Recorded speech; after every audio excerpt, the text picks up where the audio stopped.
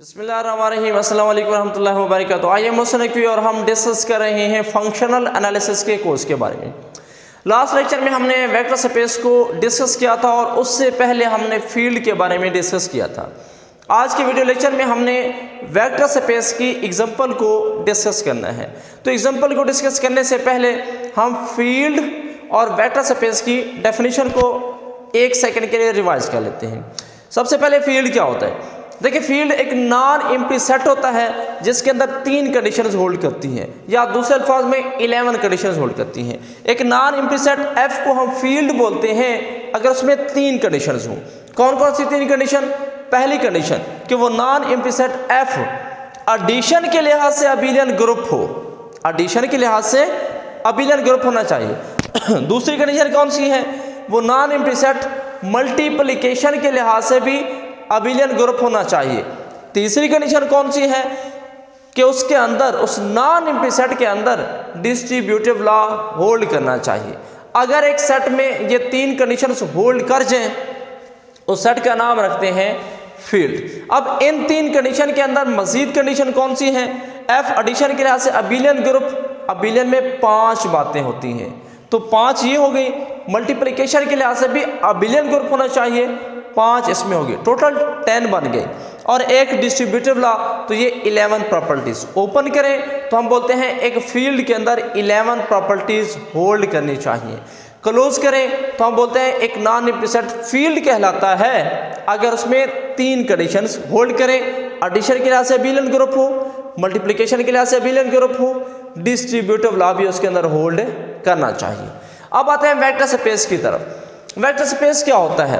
Vector space किसी field के ऊपर आप बनाते हैं तो उसकी डेफिनेशन कुछ यूं कहते हैं, let F be a field. सबसे पहले हम एक फील्ड लेते हैं and V be a non empty set. एक नॉन एम्प्टी सेट लेते हैं फील्ड के अलावा, फील्ड भी ले सकते हैं। याद रखें, नॉन एम्प्टी सेट हम वही फील्ड भी ले सकते हैं, उसके अलावा कोई और सेट भी ले सकते हैं।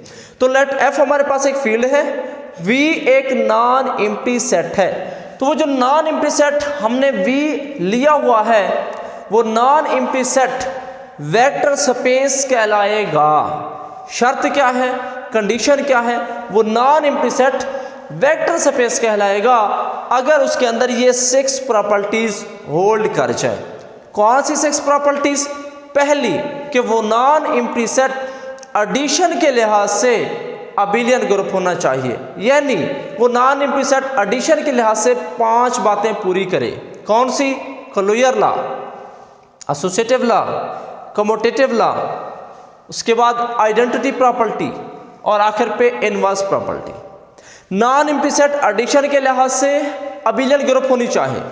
दूसरी बात, हम एक एलिमेंट उठाते हैं फील्ड में से, दूसरा एलिमेंट उठाते हैं नॉन एम्प्टी सेट में से, अगर उनको मल्टीप्लाई करें तो हमारे पास जो आंसर आए AV वापस नॉन एम्प्टी सेट में जाना चाहिए, फील्ड में नहीं जाना चाहिए। तीसरी बात, एक स्केलर उठाते हैं, 2 नॉन एम्प्टी सेट में से वेक्टर उठाते हैं। याद रखें, फील्ड के एलिमेंट जो उठाएंगे उनको स्केलर बोलते हैं, नॉन एम्प्टी सेट के जो एलिमेंट्स उठाएंगे उनको वेक्टर्स बोलते हैं। ओके, तो मैं एक स्केलर उठाऊंगा, 2 नॉन एम्प्टी सेट में से वेक्टर उठाऊंगा, तो वो मिलकर इस कंडीशन को पूरा करें। कौन सी condition? A into V plus W किसके इक्वल होना चाहिए? AV प्लस ऑफ AW, जो कि डिस्ट्रीब्यूटिव लॉ की तर्ज का है। चौथे नंबर पे 2 स्केलर उठा लें, एक नॉन एम्प्टी सेट में से वेक्टर उठाएं, स्केलर को ऐड करें A प्लस B, तो ये तीनों मिलकर 2 स्केलर और एक वेक्टर, इस कंडीशन को पूरा करें। कंडीशन क्या है? A plus B into V is equal to AV plus of BV। 5वें नंबर पे अगेन 2 स्केलर उठाएं और एक नॉन एम्प्टी सेट में से वेक्टर उठाएं, वो इस कंडीशन को पूरा करें। कौन सी condition? A into BV is equal to AB into V। आखिरी कंडीशन कौन सी है? आप एक मल्टीप्लिकेटिव आइडेंटिटी उठाएं, नॉन एम्प्टी सेट में से एक वेक्टर उठाएं, मल्टीप्लाई करें तो वापस वही नॉन एम्प्टी सेट का वेक्टर आना चाहिए। तो एक नॉन एम्प्टी सेट जो इन 6 प्रॉपर्टीज को होल्ड कर जाए, 6 प्रॉपर्टीज को सेटिस्फाई कर दे, उस नॉन एम्प्टी सेट का नाम रख लेते हैं वेक्टर स्पेस। डिटेल से हम पिछले लेक्चर में डिस्कस कर चुके हैं। एग्जांपल को डिस्कस करने के लिए मैंने ये डेफिनेशन दोनों रिवाइज करवा दी। अब आते हैं वेक्टर स्पेस की एग्जांपल्स की तरफ, यानी कौन कौन से ऐसे सेट हैं जो इन 6 प्रॉपर्टीज को होल्ड करते हैं। पहली एग्जांपल ये है कि every field is a vector space over itself. मैंने यहाँ पे कहा था एक फील्ड लेंगे वेक्टर स्पेस में, दूसरा नॉन एम्प्टी सेट लेंगे, साथ साथ बोला कि नॉन एम्प्टी सेट में वापस आप वही फील्ड भी ले सकते हैं, ना भी ले तो कोई हर्ज नहीं है। तो पहले मैं एग्जांपल वेक्टर स्पेस की दे रहा हूं कि हम फील्ड और नॉन एम्प्टी सेट वापस वही फील्ड ही लेंगे, यानी every field is a vector space over itself. यानी क्या मतलब है, क्यू हमारा फील्ड है, ये क्यू के ओवर वेक्टर स्पेस बनेगा। आर फील्ड है, R is a vector space over R. C field है, C is a vector space over C. हर फील्ड अपने ऊपर जो है वेक्टर स्पेस बनता है। फिर क्या ये बात ठीक है, क्या हम दुरुस्त कह रहे हैं? ज़रा इस बात को पहले प्रूफ कर लेते हैं कि ये हमारी बात ठीक है या नहीं है। तो मैंने यहाँ पे एक फील्ड ले लिया, क्यू आर सी लिखने की बजाय मैंने उसका नाम एफ लिख दिया। एफ से मुराद या क्यू होगा या आर होगा या सी होगा, यानी कोई भी फील्ड ले सकते हैं। ओके, एफ मेरे पास एक फील्ड है, तो मुझे प्रूफ करना है कि ये फील्ड इटसेल्फ वेक्टर स्पेस है। तो वेक्टर स्पेस प्रूफ करने के लिए मुझे ये 6 प्रॉपर्टीज प्रूफ करवानी पड़ेंगी। पहली प्रॉपर्टी मुझे क्या प्रूफ करवानी पड़ेगी कि ये जो हमारे पास फील्ड हमने नॉन एम्प्टी सेट लिया हुआ है, ये एडिशन के लिहाज से वेक्टर स्पेस है। चेक कर लेते हैं क्या ये वेक्टर स्पेस है या नहीं। याद रखिए इस केस में मैंने नॉन एम्प्टी सेट वापस वही फील्ड लिया हुआ है। तो पहली कंडीशन मुझे साबित करना था कि ये एडिशन के लिहाज से अबिलियन ग्रुप है। तो मैंने क्या लिखा, F with respect to addition is an abelian group. अब आप बोलेंगे आपने बात तो कोई नहीं लिखी, आपने तो डायरेक्ट जुमला लिख दिया और कहा यह बात प्रूफ है। देखिए फील्ड की डेफिनेशन में पहली लाइन हमने लिखी थी कि एक नॉन एम्प्टी सेट फील्ड कहलाता है अगर वो एडिशन के लिहाज से अबिलियन ग्रुप हो। इसका मतलब ये है कि ये बात तो हमारी फील्ड की डेफिनेशन में मौजूद है, सो हमें प्रूफ करने की कोई भी ज़रूरत नहीं है। सो वेक्टर स्पेस की पहली बात तो पूरी हो गई कि ये जो हमारा नॉन एम्प्टी सेट एफ है ये एडिशन के लिहाज से अबिलियन ग्रुप है। बाय डेफिनेशन ये बात इसमें पहले से मौजूद है। अब वेक्टर स्पेस की दूसरी प्रॉपर्टी प्रूफ करते हैं। देखिए वेक्टर स्पेस की हमारे पास सेकंड प्रॉपर्टी क्या कहती है। सेकंड है वेक्टर स्पेस की कि आप एक नंबर उठाएं फील्ड में से, दूसरा नंबर उठाएं नॉन एम्प्टी सेट में से। तो मैं भी यहाँ पे यही करता हूँ, एक नंबर मैं उठाता हूँ फील्ड में से। फील्ड मेरे पास एफ है तो मैं कहता हूँ कि ए बिलोंग्स टू एफ। दूसरा एलिमेंट मैं उठाऊंगा नॉन एम्प्टी सेट में से। दूसरा एलिमेंट मैं यहाँ पे x ले लेता हूँ। आपकी मर्जी uv इसी तरह लिखें, आपकी मर्जी x y लिखें, जैसे मर्जी आप ले सकते हैं। तो मैंने एक एलिमेंट उठाया फील्ड में से, दूसरा एलिमेंट मैंने उठाया नॉन एम्प्टी सेट में से। लेकिन इस केस में मेरा नॉन एम्प्टी सेट चूंकि वापस वही f है, तो इसका मतलब दूसरा एलिमेंट भी मैं उसी f से उठा रहा हूँ। तो फिर आंसर क्या होना चाहिए, वो कहता है सेकंड प्रॉपर्टी में कि एक नंबर फील्ड में से उठाएं, एक नॉन एम्प्टी सेट में से उठाएं, उन दोनों को मल्टीप्लाई करें, आंसर वापस नॉन एम्प्टी सेट में आना चाहिए। तो मैंने एक नंबर फील्ड में से उठाया, दूसरा नंबर नॉन एम्प्टी सेट में से उठाया। अब इन दोनों को मल्टीप्लाई करते हैं, तो मल्टीप्लाई करेंगे तो मेरे पास आंसर आएगा ax। तो सवाल ये है क्या ये वापस उसी f में जाएगा, तो आंसर है यस। क्यों, क्लोजर लॉ भी हमारे पास फील्ड है, फील्ड एडिशन के लिहाज से, मल्टीप्लिकेशन के लिहाज से अबिलियन ग्रुप है। अबिलियन में 5 प्रॉपर्टीज होती हैं, जिनमें पहली प्रॉपर्टी है क्लोजर लॉ। चूंकि मेरा फील्ड मल्टीप्लिकेशन के लिहाज से अबिलियन ग्रुप है, इसका मतलब इसमें क्लोजर लॉ होल्ड करता है।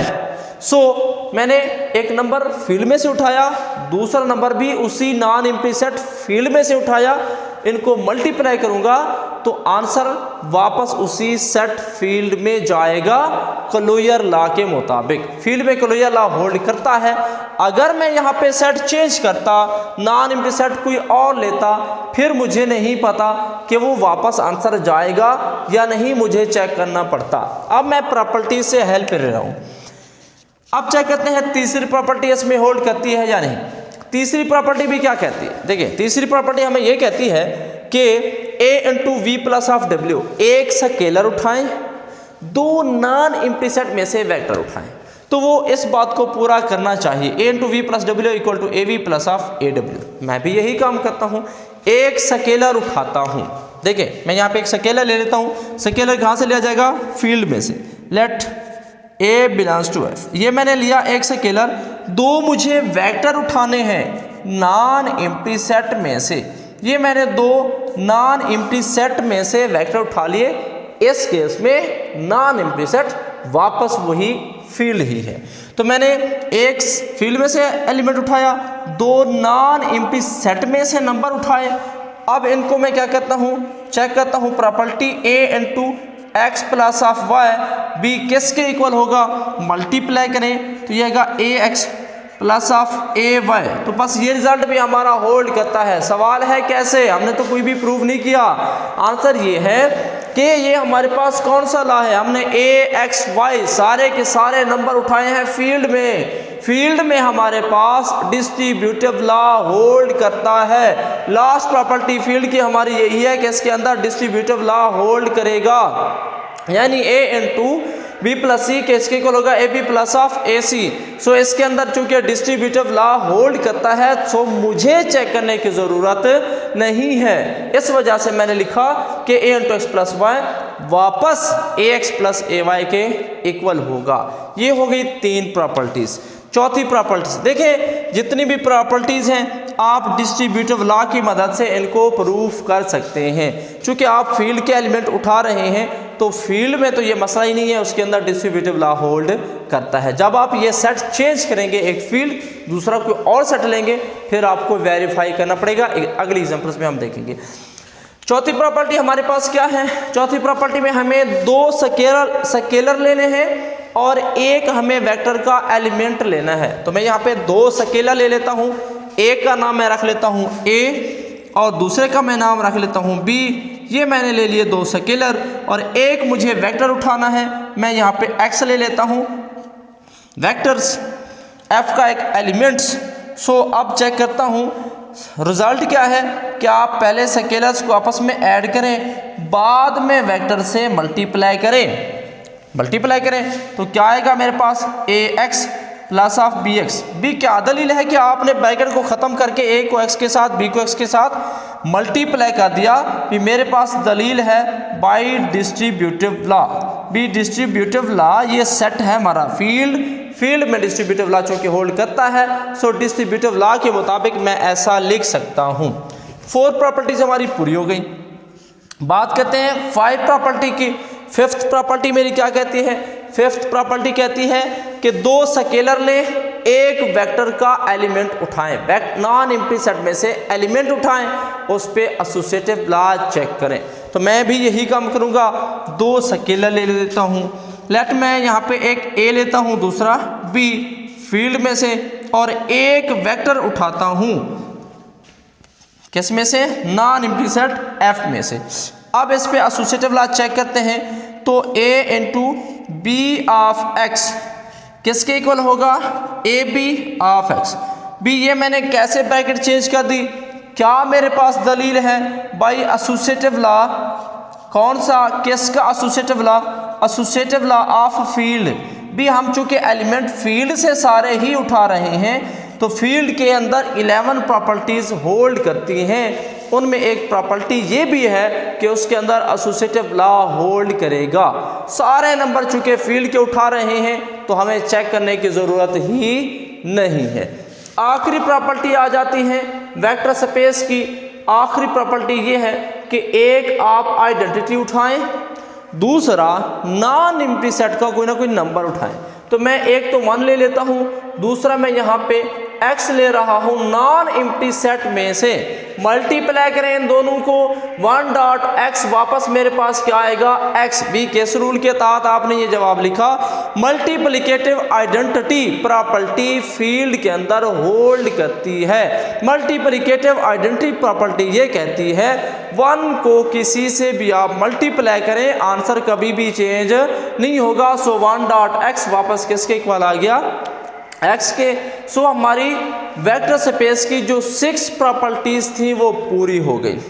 फील्ड में से मैंने नंबर उठाकर चेक किया कि ये सारी प्रॉपर्टीज होल्ड करती हैं या नहीं। सो हम कह सकते हैं f is a field. Field हमारे पास है f is a field over f, यानी sorry f is a vector space. f is a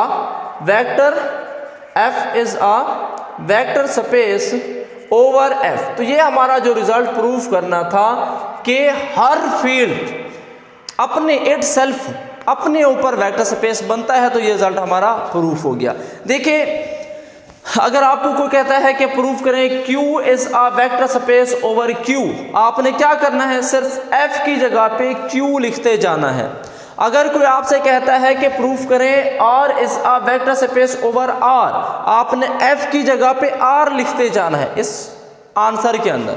कोई आपसे कहता है कि C is a vector space over C, आपने F की जगह पे C लिखते जाना है। अगली बात जरा ध्यान से सुनिएगा, अगर हमारे पास ये चेंज हो जाए, अभी तो मैंने सेम लिए थे, अगर ये चेंज हो जाए R is a vector space over Q, तो फिर भी आप पहला सेट क्या ले लेंगे। देखिए मैं अगर इसको प्रूफ करना चाहता हूं R, तो आप F की जगह पे ले लेंगे R, F की जगह पे आप R ले लेंगे, और दूसरा जो मैंने नॉन एम्प्टी सेट वापस वही F लिखा था, आप नॉन एम्प्टी सेट में ले लेंगे Q। फिर ये बातें चेक करेंगे। सवाल ये है क्या आप फिर भी ये प्रॉपर्टीज होल्ड करेंगी, तो आंसर इज वेरी सिंपल, बिल्कुल होल्ड करेंगी। क्यों?